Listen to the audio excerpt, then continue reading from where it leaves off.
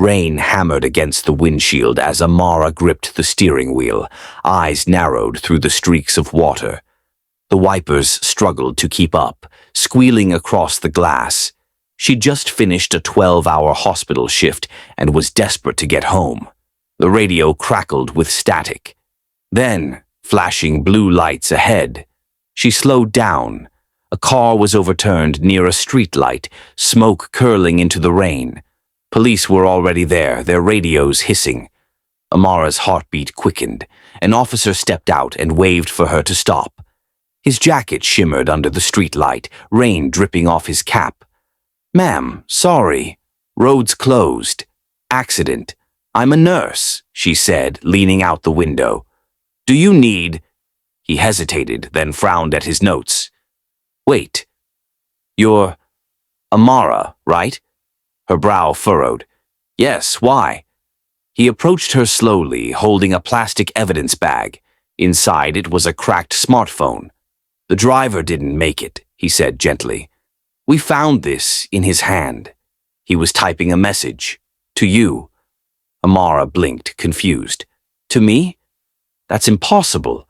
I don't even know who—" He nodded softly. "Your name was the last thing he wrote. Just thought you should know." The sound of rain filled the silence.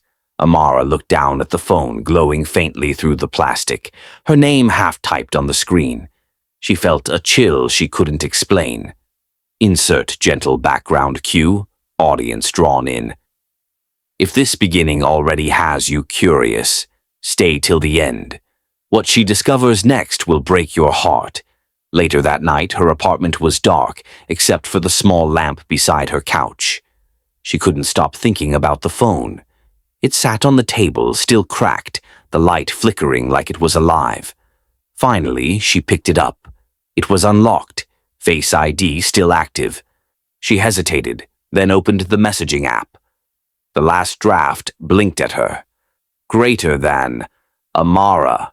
You don't know me, but I've known you for a long time. Her heart dropped. She scrolled further.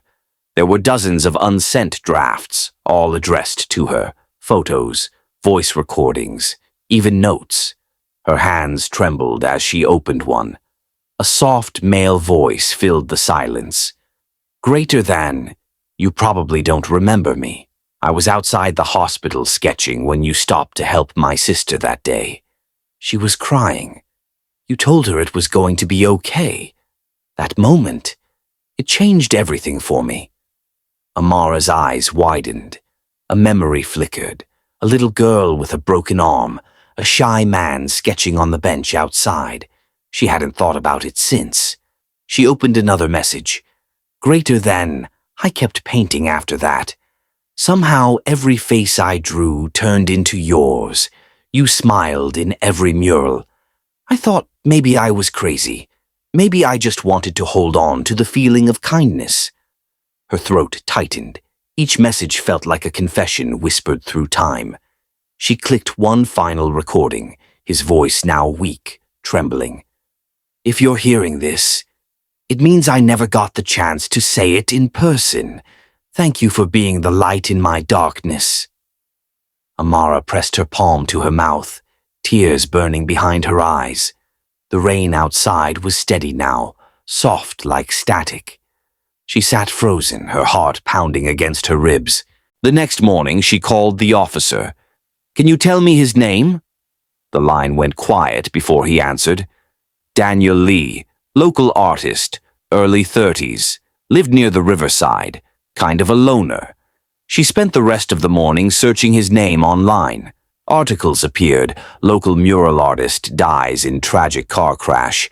Photos of his art filled the page, city walls painted with hope, children smiling in color. And there, in the corner of one mural, was her same smile, her same nurse's uniform. It didn't feel like flattery. It felt like something deeper. That afternoon, Amara found his studio near the river, a quiet space tucked between two warehouses. The door creaked open, and the smell of paint filled her lungs. Inside, sunlight filtered through dusty windows. Canvases leaned against every wall, each one painted with versions of her face, her hands, her eyes, some unfinished, others glowing with color. On a small desk sat a folded note beside a worn sketchbook. She picked it up, her fingers trembling. If you're reading this, it means fate gave you back the words I never said. My last mural is for you, at the bridge where I first saw you smile. Her chest ached as she pressed the paper to her heart. Quick pause beat here for narration. Emotional reset. Would you have gone to the bridge if you were Amara? Tell me in the comments. I'd love to know how you'd react. By sunset, she stood at the old bridge. The rain had stopped, leaving the air heavy and gold. Her shoes splashed through shallow puddles as she looked around. Then she saw it, a massive mural stretching across the concrete wall. A nurse with angel wings kneeling beside a child, her own face painted in breathtaking detail, bathed in warm light. Beneath it were 6 simple words, greater than, to the one who saved me too. Amara's breath hitched. She stepped closer, reaching out to touch the painted wings. The colors glowed faintly in the dying sun. Then her phone buzzed. She glanced down. New message from Daniel Lee. Her heart stopped. She opened it with shaking fingers. Greater than, don't cry for me. My heart's at the bridge. It was dated a week earlier. A scheduled message sent exactly 1 week after his death.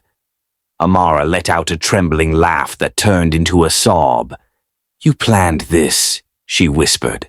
She sat on the edge of the bridge, rainwater dripping from her hair, and whispered into the wind. You finally told me. The world went quiet. Only the mural and the fading sky remained. Days later, she shared a photo of the mural online. Her caption was simple. To the artist who loved quietly, but completely. Thank you for reminding me that kindness leaves color even after we're gone. Within hours, the post spread like wildfire. People from all over commented, sharing stories of love, loss, and fate. They called it the last text he never sent. Weeks passed. The mural became a small local landmark. People brought flowers, candles, even notes. And every time Amara passed it on her way to work, she'd stop, smile softly, and whisper a thank you. One evening, sitting by her window, she opened Daniel's sketchbook. Page after page was filled with her, drawn in pencil, painted in oil, sometimes abstract, sometimes perfect.